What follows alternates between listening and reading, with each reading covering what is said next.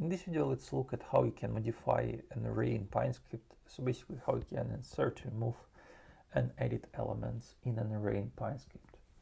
So again, I created for you like a small widget that you can use to explore all the functions that exist for that in PineScript.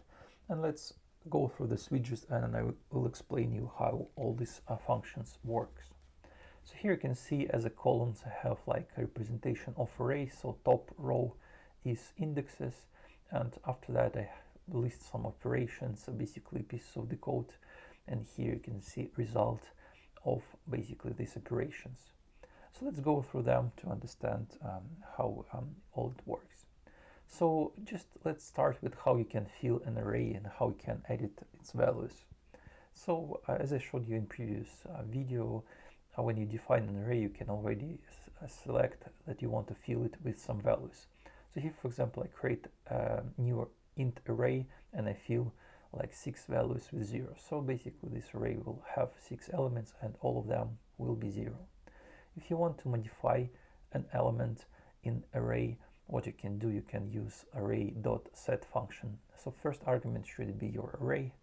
Next you should pass index you want to edit, and after that the value you want to replace as first element with. So as you can see here in index with the value 1 we have a 9, so it seems to work. If you already have an array, you define it previously, you can use array.fill function to fill all the elements of your array with certain values. So here, for example, you can see that I have like array.fill and I have my argument, as the first argument I have ID of my array, and after that I fill all my values with 5. Also you can choose to fill just partially your array with certain values. So here, for example, I have like array.fill function. Also I have our first argument my array, second one the value I want to fill it, but after that you can list indexes from which index to which index you want to fill it with the 7, for example here. So here, for example, you can see I have all the 5s, but now indexes 1, 2 and 3 are now 7s. So basically I filled only part of arrays.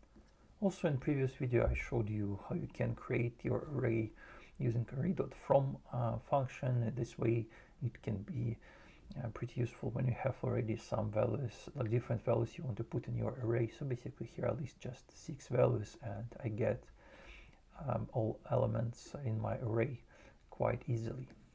So now let's look at how you can get certain elements from your array. So to do that is quite simple. You can use array.get function. First argument is array as usual, and second one index you want to get. So here, for example, I requested second element of my array, it's 4, so it returns 4, so it works pretty well.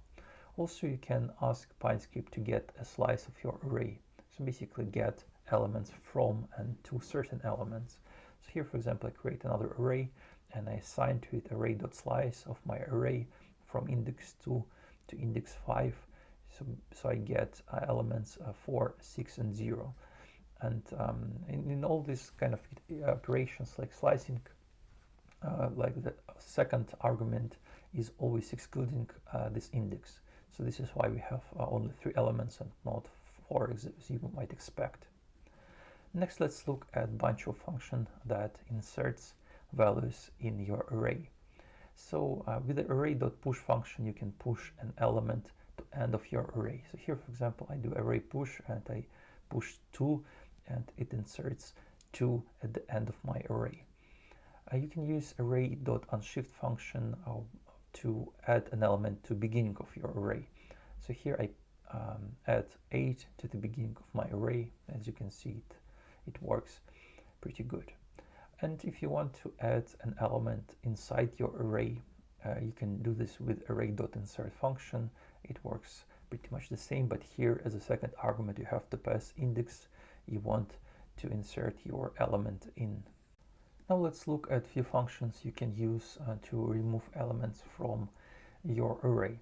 So the simplest way is to use array.remove, and you can just have to list ID of your array and index, and this will remove an element. So here, for example, we removed index 1, so 4, and now we don't have for in our array.